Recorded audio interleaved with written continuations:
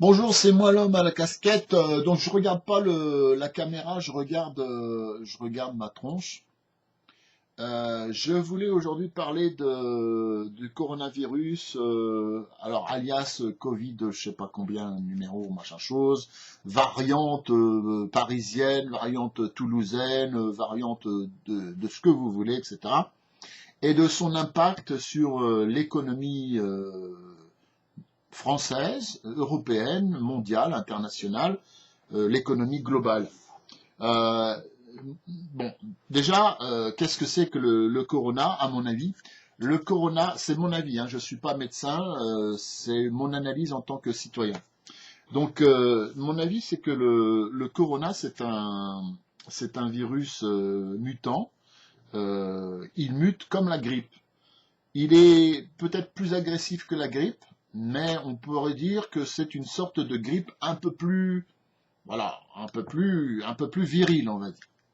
Bon, la grippe a tué beaucoup de gens. Le coronavirus a tué beaucoup de gens.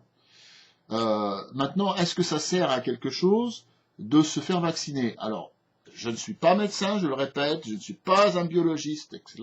Mais c'est simplement mon intelligence ou ma bêtise, je ne sais pas, qui me fait penser que euh, le fait de se faire vacciner n'a pas vraiment d'importance. Alors, pourquoi je dis ça? Parce que je pense que tout le monde est d'accord pour dire que, à travers les dizaines d'années qui se sont écoulées, on va prendre le cas de la grippe, il y a des gens qui n'ont jamais été vaccinés contre la grippe et qui n'en sont jamais morts. Ils ont attrapé la grippe, ils ont été malades comme des chiens, mais ils n'en sont pas morts. Au contraire, il y en a d'autres qui ont décidé de se faire vacciner, en particulier les personnes âgées, et puis d'autres encore qui ont attrapé la grippe et ils en sont morts. Ils en sont morts. Hein. Je prendrai l'exemple de ma maman. Ma maman a vécu jusqu'à 87 ans. Elle a attrapé plusieurs fois la grippe. Elle n'est jamais morte de la grippe. Elle est morte à 87 ans d'une autre cause de mort, le cancer. Hein, un cancer foudroyant du pancréas. Voilà. Concrètement, on peut vivre sans être vacciné. Je parle de la grippe ou du coronavirus. Ce n'est pas du tout le cas, par exemple, pour des maladies qui ont été supprimées de la surface de la Terre, entre guillemets. Je pense, moi, qui suis né en 1958, bon, quand j'étais gamin, j'ai vu des tas de gamins de mon âge qui avaient attrapé la poliomyélite, qui avaient attrapé euh, la tuberculose, des tas de choses comme ça. Bon, là, ce sont pas des virus, ce sont pas des mutations qui ont lieu, donc on peut réussir à liquider la maladie. Mais à partir du moment où vous avez, selon moi, hein, c'est mon raisonnement, à partir du moment où vous avez affaire à un virus qui mute, euh, tout essai de vaccin est vain parce que le corps est le premier à pouvoir développer des anticorps. Et c'est pas en vous vaccinant contre une variante numéro un que vous allez éviter d'attraper la variante numéro 2. C'est ça le problème. Bon, ça c'est un point. Donc, je pense que désormais, le coronavirus sera partie de notre existence. Alors, maintenant, quelle est son origine? Est-ce que ça a été inventé par l'homme? Est-ce que c'est une évolution d'un virus qui est dû à mère nature? Ça reste un mystère. Est-ce que c'est un complot? Est-ce que ce n'est pas un complot? Est-ce que ce sont des savants fous qui ont inventé ce virus? Est-ce que ce ne sont pas des savants fous? On ne sait pas. Si c'est alors dans le cas où c'est un virus inventé par l'homme, je dirais que c'est tout raté parce que le problème c'est que ce virus est extrêmement démocratique. Pourquoi démocratique? Parce que n'importe qui peut l'attraper, aussi bien un pauvre qu'un riche. Donc si ça a été fabriqué par des savants fous, eh bien ils ont tout raté parce que eux peuvent en crever également. Bon, d'un autre côté, il y a aussi des savants fous qui sont on va dire, suicidaire. C'était une possibilité également. Bon. Ceci dit, ça va avoir une influence extrêmement forte sur la société dans tout son ensemble, en particulier sur l'économie mondiale, puisque avant le coronavirus, on constatait déjà une chose, c'est l'augmentation du chômage et l'apparition de deux catégories d'individus qu'on pourrait qualifier sans sens péjoratif de ma part, d'accord, les utiles d'un côté et les inutiles de l'autre. Je vais me classer dans les inutiles, d'accord. Si je n'étais pas là si je n'étais pas sur la Terre continuerait à tourner. Quelques philosophes vont me dire que nul homme n'est absolument nécessaire sur la Terre. Hein. Comment dire, on dit, ça c'est un mec qui me l'a dit hier. C'est une vérité première, tout le monde la connaît, cette vérité première. Les cimetières sont remplis de gens irremplaçables. Tout le monde est irremplaçable. Bon, mais globalement, bon, qu'est-ce qu'il y a? On a plus de 7 milliards d'habitants sur la Terre, et nous n'avons pas besoin de ces 7 milliards d'habitants pour que la planète fonctionne normalement. Parce que la planète, pour qu'elle fonctionne, je parle dans le cadre, non pas de mère nature, mais dans le cadre de l'humanité. Hein, je ne parle pas d'un monde écologique, je parle d'un monde économique. Hein, économique, anthropocentrique. On a besoin de gens pour faire tourner des usines, on a besoin de gens pour faire produire de l'électricité. Il y a des gens qui sont encore utiles. Et à côté de ça, vous avez la moitié de la population globalement. Hein, j'essaye de faire un truc relativement caricatural, mais c'est pas si caricatural que ça. L'autre moitié de la population est inutile. Donc par exemple, les retraités sont inutiles puisqu'ils ne sont pas productifs. Les chômeurs ne sont pas utiles parce qu'ils ne sont pas productifs. Et de toute façon, il n'y a plus de travail à leur fournir. Je viens encore aujourd'hui même, vous avez la date de la vidéo qui est affichée là, d'entendre que les plus de 50 ans ne trouvent pas de boulot. Hein, que ce soit des gens sans formation ou des gens hautement qualifiés, hautement formés, hein, des cadres supérieurs, ils ne trouvent pas de boulot. Donc, ça prouve bien que nous avons maintenant un stade de l'économie mondiale qui est la mécanisation, l'automatisation, la robotisation, l'informatisation, qui fait que nous n'avons plus besoin d'être aussi nombreux pour faire fonctionner la planète Terre, hein, grosso modo. La planète Terre en tant que planète maison pour les hommes. Hein, je ne parle pas ici d'écologie. Hein, je ne parle pas des vaches, des moutons, etc. Enfin, on va prendre des animaux sauvages qui sont en voie de disparition, d'accord, comme les mammouths ont disparu, les baleines qui pourraient disparaître, les éléphants qui ont failli disparaître, les rhinocéros, etc. Bon, donc la planète Terre, la variété des espèces qui est présente sur la Terre est en train de diminuer, mais l'homme, lui, il prolifère. Il prolifère, et dans cette prolifération, il y a une prolifération des inutiles. Et encore une fois, j'insiste sur le fait que inutile n'est pas un péjoratif dans mon esprit. Hein, je reformule la définition. Un inutile, c'est une personne dont on peut se passer pour faire fonctionner la planète. Donc on voit que depuis que le coronavirus est en place, tout fonctionne presque normalement. Hein. Les gens ont un masque sur la tronche. Hein, regarde, attendez, où est-ce qu'il est mon masque, hein, moi, je déteste ce truc-là, mais quand je suis obligé d'aller chez les gens, je mets un masque, c'est une horreur. Hein. Donc, les enfants ne vont plus à l'école.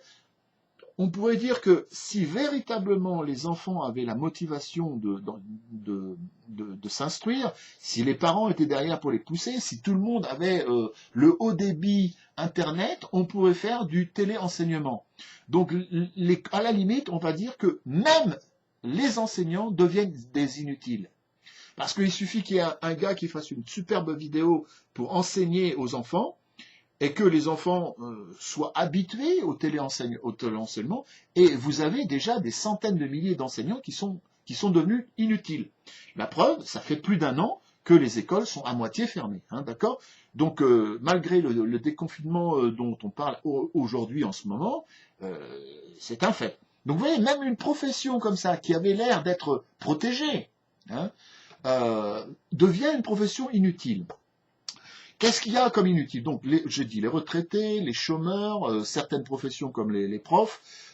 Qui sont les utiles? Ben, les utiles, ce sont même des gens sans qualification, les gens qui viennent faire des livraisons et qui viennent vous livrer vos paquets à la maison, qui travaillent, qui sont payés avec un lance-pierre, hein, la plupart du temps ils sont payés avec un lance-pierre, ceux-là sont des utiles.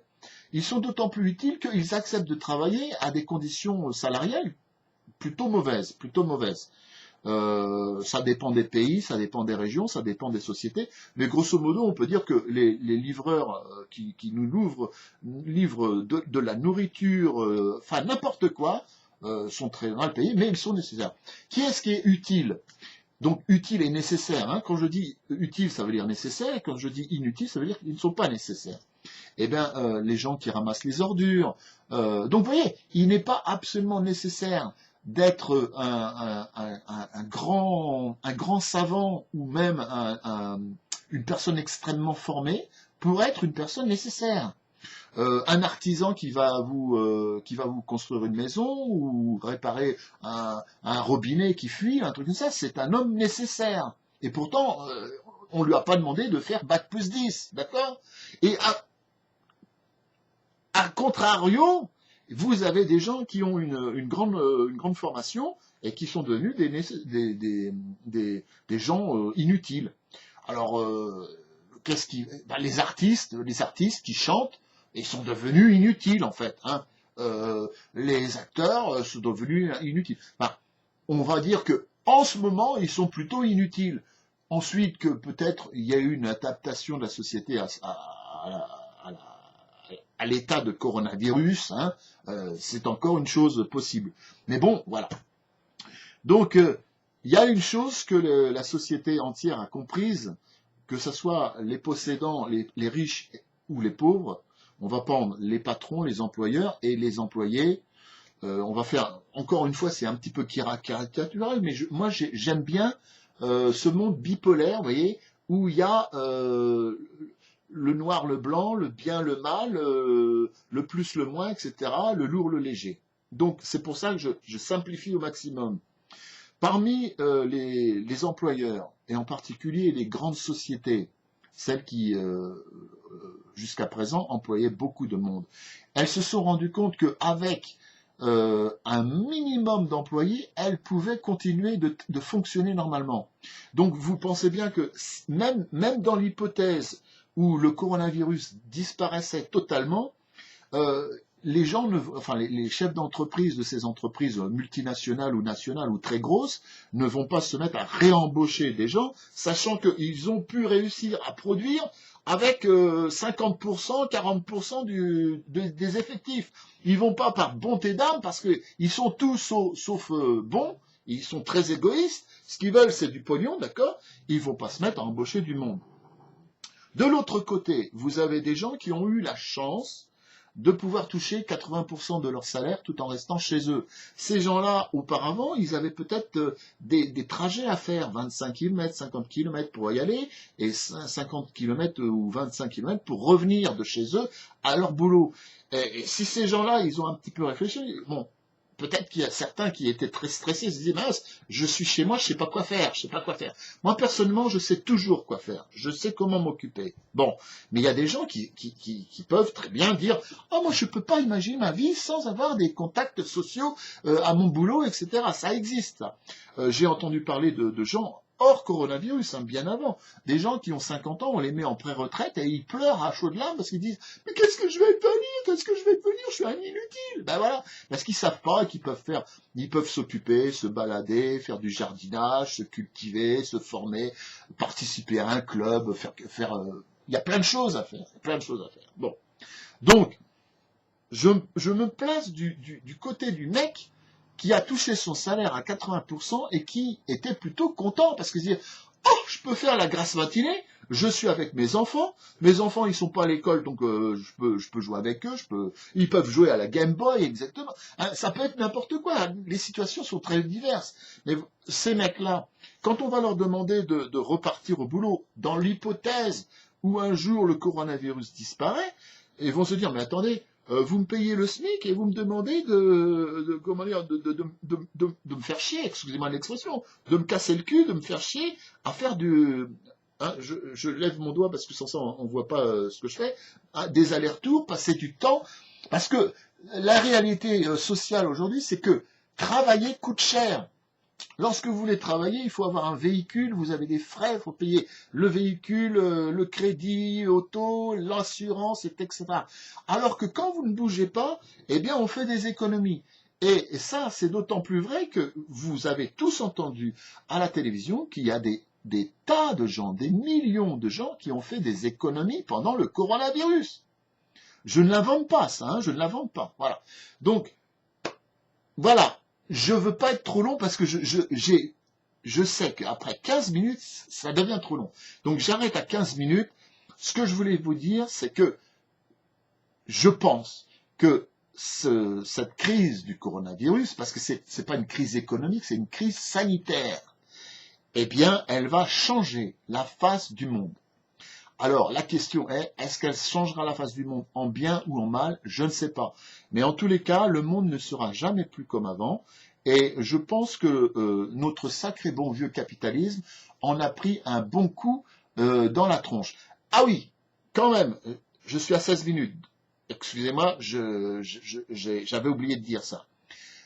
Le seul avantage de ceux qu'on appelle, enfin, la seule utilité de ceux qu'on peut appeler les inutiles, c'est que ce sont des consommateurs. C'est-à-dire que même si vous êtes un inutile, vous avez besoin de manger et vous consommez. Donc les retraités consomment, les chômeurs consomment, tout le monde consomme. On a tous besoin de manger pour se maintenir. On a tous besoin de se chauffer en hiver, etc. Donc ça, c'est le seul point sur lequel on pourrait dire, oui, les inutiles sont utiles. Mais je pense que le système capitaliste tel qu'il existe est tellement dingue, tellement fou, tellement taré, tellement... c'est une maladie mentale. J'ai toujours dit, ça fait... je vais avoir 63 ans, ça fait 63 ans, on va dire, que je répète ça. Le capitalisme est une maladie mentale. Donc, il serait étonnant que les capitalistes sauvages fassent cet effort insurmontable pour eux de se dire « Ah, les inutiles sont utiles ». Voilà. Les inutiles, pour eux, ils sont inutiles. Voilà, j'arrête là mon speech, je vais regarder ce que j'ai dit et je mets en ligne. Merci, au revoir.